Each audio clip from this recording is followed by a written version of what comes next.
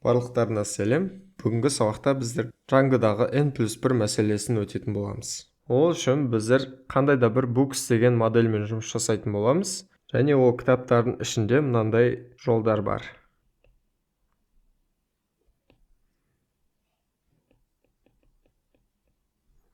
Book title деген ол кітаптың аты және оның авторы.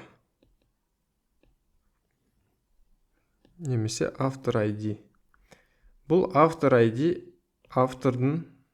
авторларға арналған бөлек таблицадан шығады.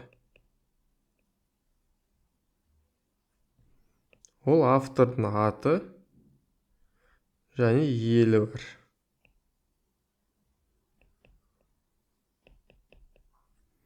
Және елдерге бөлек жаңа модель бар, ол country. Ол елдің аты бар. Ендеше n+1 мәселесіне көшейік. Біздерде қандай да бір кітаптардың тізімін алған кезде, ол кітаптың аты мен оны жазып шыққан адамның тізімін шығару үшін біздер келесі 3 жолдан тұратын кодты көреміз. Бұл 3 жолдан тұратын кодта n+1 сұраным орындалады. Себебі бірінші жолда біздерде негізінде Djangoның query сеттері lazy деп аталады. Қазақшаға аударғанда еріншек. Ол бірінші инициализация жасаған кезден былай мына айнымалыны пайдаланбай тұрып, ол біздің базаға сұраным жібермейді. Яғни нағыз сұраным мына for'дың ішінде екінші жолдан бастап сұраным жасалынатын болады. Яғни мына жерде біздерде базаға бірінші сұраным кетеді. Сосын әрбір кітаптардың ішінде мына жерде біздер бұлай ол кітаптардағы авторға сұраным жасап жатырмыз. Яғни мынандай кодтан біздерде егер books деген айнымалыдан n кітап келсе, қандай да бір, мына жерде біздерде соншалықты автордың тізімін аламыз. Яғни қосқан жағдайда n авторға бір барлық кітаптың сұранымын қосқанда, бұл яғни базаға n+1 SQL сұранымын жіберетін болады. Дәл осындай екінші мысал, бұл бізде тек қана 2 n+1 мысалы. Бұл жерде тағы сондай, біздер барлық кітаптың жүктеп жатырмыз базадан. Және ол кітаптардағы кітаптың атын, кітаптың авторын және сол автордың елін шығарғымыз келеді. Бірақ бұл жерде көріп тұрғаныңызда 2n+1 сұраным жіберіледі. Себебі мына жерде бірінші сұраным ол books. Бірінші сұраным. Келесі ол, мысалы мына жерде n кітап қайтса, сол n авторға сұраным жіберіледі. Және келесі әрбір автордың елі бар. Сол елін алу үшін базаға тағы да n сұраным жіберіледі. Мына жерде. Сонда бізде n қосылған 1, 2n+1 сұраным кетеді базаға. Және алдарыңызда үшінші мысал, бұл n көбейтілген m қосылған n+1 сұраным. Бұл яғни базаға сіздің қандай да бір нәрсені алуға осынша сұраным кетсе, 10 адам осындай сұраным жасайтын болса, бұл сіздің базаңызды құлататын болады. Сол үшін бұның барлығын оптимизация жасау керек. Яғни мәселенің мәнісі мынада. Бұл жерде кішкене өзгешелеу, яғни біздер бір кітапты бір ғана автор емес, бірнеше автор жазады дейтін болсақ, онда біздерге books деген book моделінен авторды алып тастаймыз. Яғни бұл жерде тек title қалады. Және автор деген моделімізді еске түсірейік. Осы екі модельді біріктіретін тағы бір жаңа таблица ашылады. Ол мысалы book автор. Бұл жерде book ID болады. Және екіншісі автор ID болады. Яғни бұл дегеніміз не? Бір кітапты көп автор жазалады, немесе бір автор көп кітап жазалады дегенді білдіреді. Сонымен енді кодтың мысалына өтетін болсақ, nm қосылған n қосу 1 мәселесі. Бізде бірінші кезекте books деп, мысалы қандай да бір m кітапқа сұраным жіберіледі деп есептейік. Бұл яғни біздегі бірінші сұраным. Келесі осындай m кітап ішінде мына екінші сұраным орындалатын жер n автор қайтатын болса, мына жерде көріп тұрғаныңыздай біздерде бір кітапты бір автор жазу мүмкін, немесе бірнеше автор жазу мүмкін. Сол үшін біздерде екеуінің көбейтіндісі есептелетін болады. Яғни n көбейтілген m. Сұраным кетті. Енді базаға соңғы n деген әрбір автордың ішіндегі оның еліне кететін сұраным. Ол міне мына жерде қандай да бір n сұранып кетеді. Сонда қосындысында міне көріп тұрғаныңызда n көбейту m қосу n қосу 1 осыншалықты сұранып кететін болады. Яғни бұл сіздің базаңызды құлатуы мүмкін. Сол үшін Django'да осындай сұранымдар болса, сіздің кодыңыз оптимизацияланбаған, сіздің кодыңыз дұрыс емес жұмыс жасайды. Оны дұрыс жұмыс жасау үшін Django'да екі нәрсе қолданылады. Ол үшін бірінші мысалға қайтып оралайық. Бірінші мысалда бізге көмектесетін жаңа функция, на objects деген жолдан кейін сіздер select related дейсіздер. Және бұл функцияның бұл методқа жақшасын ашып, ішіне қандай екінші сұраным кетеді, сол сұранның атын бересіздер. Мысалы, біздің жағдайда бұл автор. Енді сіздерде мына барлық кітаптар мен авторларды алу үшін базаға тек бір сұраным кететін болады. Яғни біздерде select related көмегімен n+1 мәселесін шештік. Екінші мысалда біздерге автор және оның ішіндегі оның елін алу керек. Бұл жағдайда да бізге select related көмектеседі. Select related бірінші автор және автор country екі төменгі пробел. Бұл сіздерде мына 2n+1 сұранымының орнына тек бір сұраным жіберетін болады. Яғни бұлар екі таблицаны біріктіреді осылай. Және үшінші мысалға өтейік. Бұл мысал кішкене ерекше, себебі біздерде many to many айнымалысы бар. Сол үшін біздер бұлай жасаймыз. Мына кітаптарды алып жатқан кезде prefetch related дейміз. Және prefetch related кезінде автор деп айнымалыны береміз. Және әрбір автордың ішіндегі елін алу үшін тура солай authors country десеңіздер де болады. Енді осы теориямызды кодта жасап көрейік. Бұл select related және prefetch related'ның анықтамаларын мұна сіздер QReset API reference деген бөлімінен оқи аласыздар. Енді бәріміз кодқа көшейік те Python manage.py shell деген команданы жүргіземіз. Бұл бізде Django'ның терминалы. Осы жерде біздер модельдермен жұмыс жасайтын боламыз. Қазіргі уақытта бізге post tag модельдер керек. Сол үшін from posts models import post және tag модельдерін шақырайық. Енді осы жерде мен соңғы постты алғым келіп тұр. Соңғы постты алайық. Көріп тұрғанымыздай базаға сұраным кетті. Мына жерде order by соңғы құрастырылған уақыты бойынша сұрыпталып, соңғы біріншісі алынды. Енді осы посттың авторын алайық. Көріп тұрғаныңыздай сіздер авторды алған кезде де мына жерде users деген таблицаға сұраным барып жатыр. Ал ол жерде user ID міне 2-ге тең user айдос деп шықты.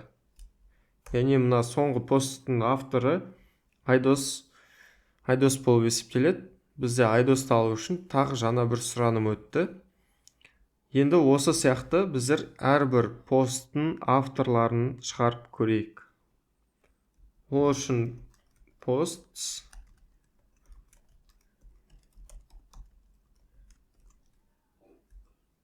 бізде базаға сұраным кеткен жоқ. Енді for post in posts дейміз. Сосын мына жерге сол әрбір посттың авторын шығаратын болсақ,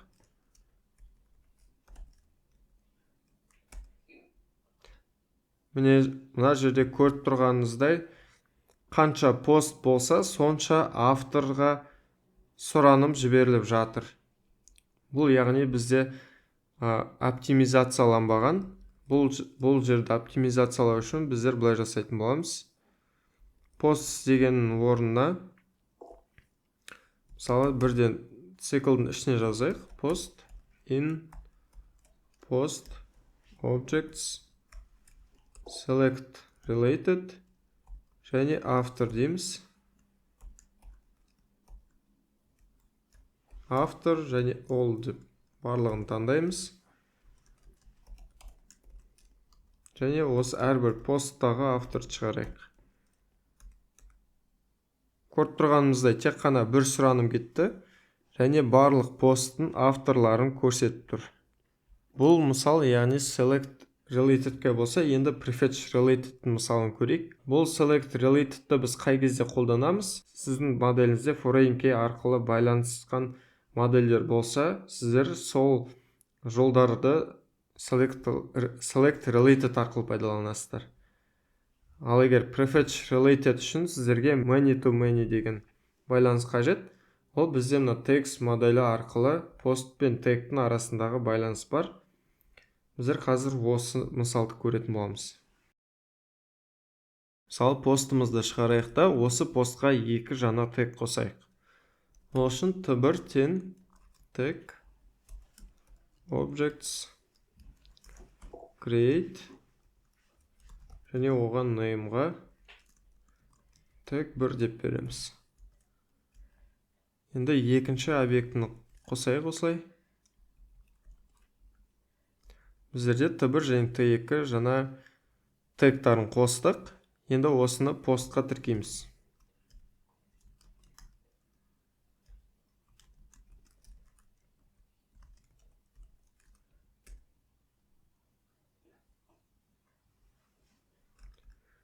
Енді посттың тегтарын тексеріп көрейік.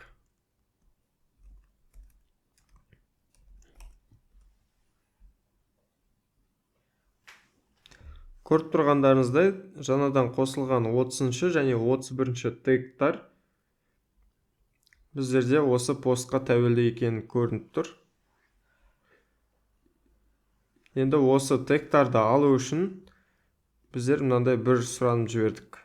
Енді біздер жаңа екінші пост ретінде басқа постты алайық. Мысалы, post 2 тем болады post objects order by ID бойынша сұрыптаймыз. Және осы жердегі екінші элементті алайық.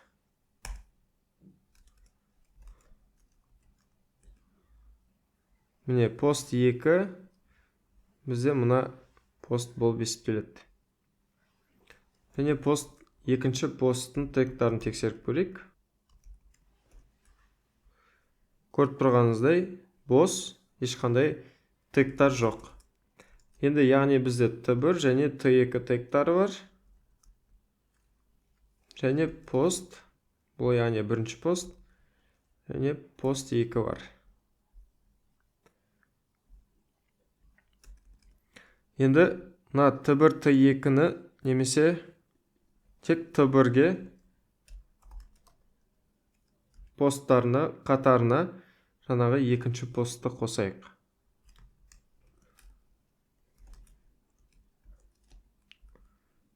Енді яғни бірінші тегтағы посттарды шығарайық.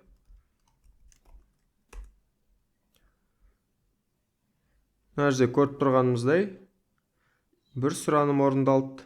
Бұл яғни барлық тегтар мен посттарды алуға кеткен. Мына жерде авторизацияланған әрбір посттағы адамдарды алуға кеткен сұранымдар. Осындай пост алу үшін біздерде 3 сұраным кетті.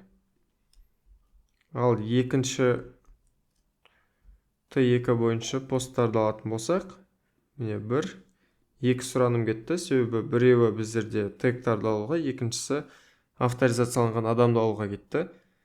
Енді біздер соңғы құрастырылған 2 тегті text деген тізім арқылы алайық.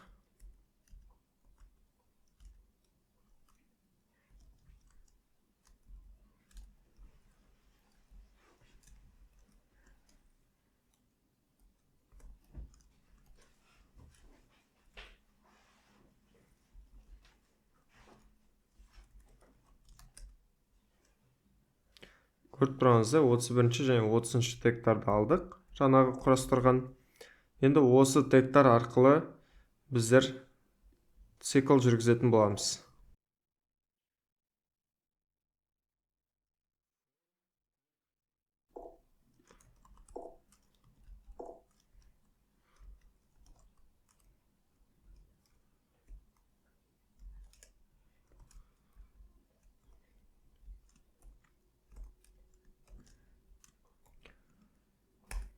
Біз осылай тегтарды аламыз және келесі жолда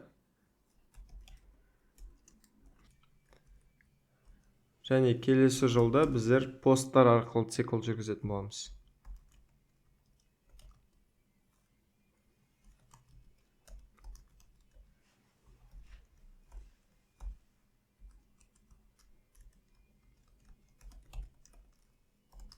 Және бұл жерде посттың авторын шығаратын боламыз.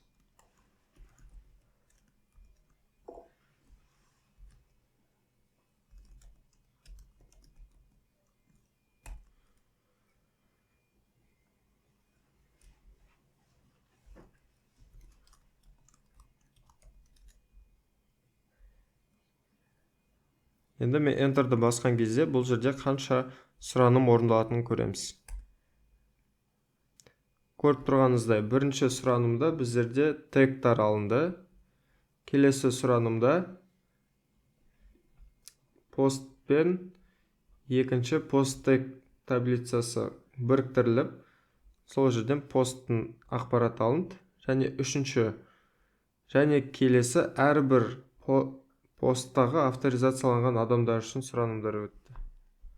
Яғни көріп тұрғанымыздай біздерде осы тегтағы посттардың авторларын шығару үшін міне 1, 2, 3, 4, 5, 6 сұраным кеткен.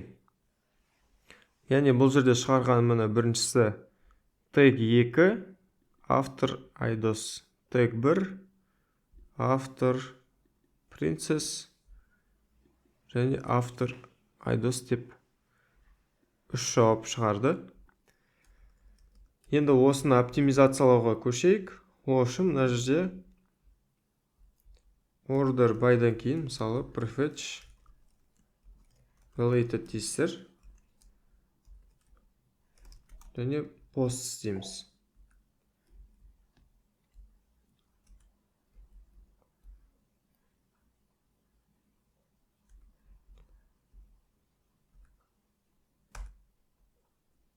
Енді көрейік. Біздер prefetch related арқылы посттарды оптимизация жасадық. Сол кезде міне 1, 2, 3, 4, 5 сұраным қайтты. Яғни бір сұранымға кем, себебі біздерде әрбір автор үшін әлі жаңа сұранымдар кетіп жатыр. Міне көріп тұрғаныңызда user деп кеткеннің барлығы жаңа адамдарды алуға кеткен сұранымдар. Сол үшін біздер автор үшін авторды да біріктіру керекпіз.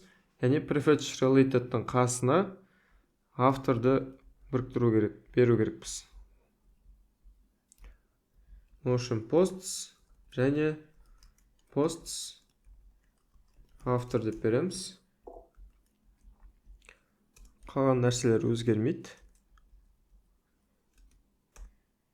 Яғни көріп тұрғаныңыздай біздер 6 сұранымды 3 сұранымға қысқарттық.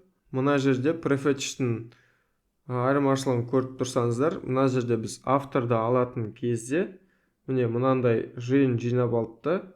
Осы жиында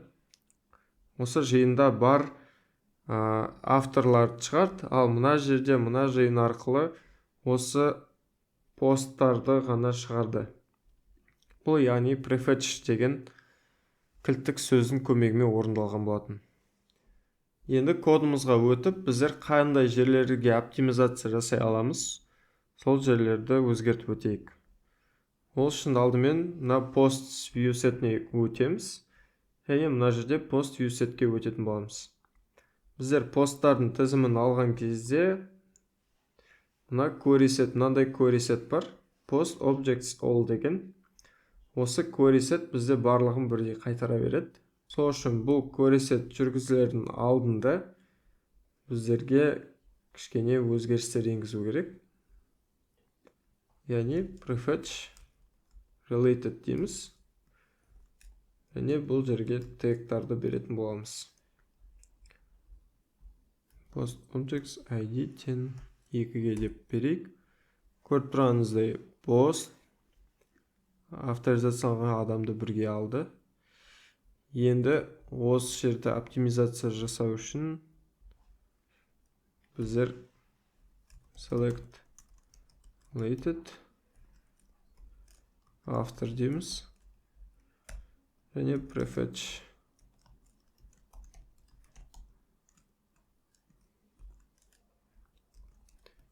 tags десек,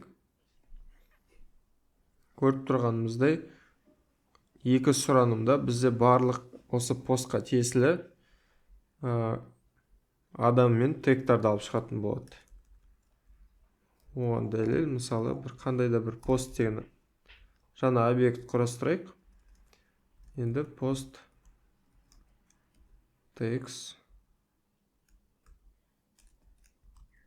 all десек, міне бізге дайын query setті көрсетіп тұр.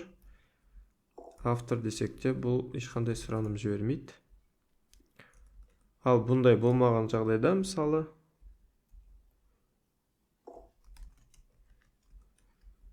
бұл әрбір сұраным, әрбір біздің осылай қол жеткізгеніміз үшін жаңа сұранымдар жіберетін болады.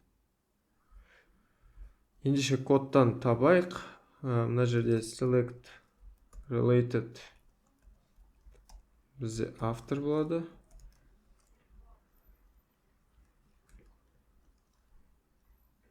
Prefetch related text болатын болады.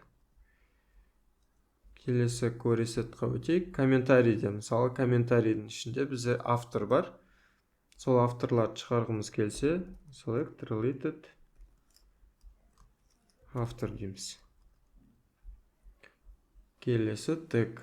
Тегта бізде prefetch related. Және бұның жерде posts болады. Сонымен осылай біздер өзіміздің базаға сұранымдарымызды азайта аламыз. Яғни оптимизация жасау арқылы. Енді терминалымызда қайтадан қалпына келтіріп, shell'дан шығып, мына жерде flake'қа тексеріп жіберейік. Ешқандай қате жоқ. Енді жаңа branch ашып, checkout -b feature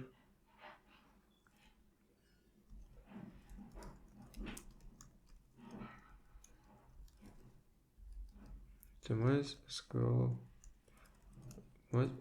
database query stick.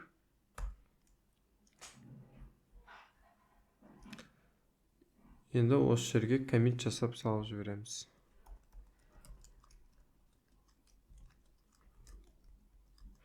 Бұл жерде бұдан бөлек тағы, мысалы, users'тағы модельдердің query setтерін, профилдің query сетін жасауға болады. Бұл жерде select related және user болады. Себебі мына профайлда біздер оны user деп пайдаланамыз. Осылайша біздер профильді алған кезде адамға бірге сұраным жасап кететін боламыз. Яғни біздер бүгін базамызды оптимизацияладық.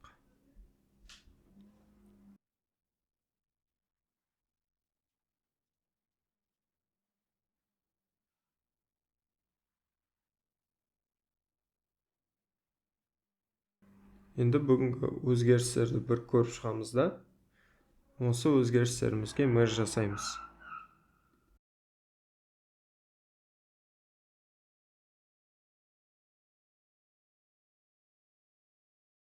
Бүгінгі сабақты көргендеріңізге рахмет. Алдағы курстарда кездескенше.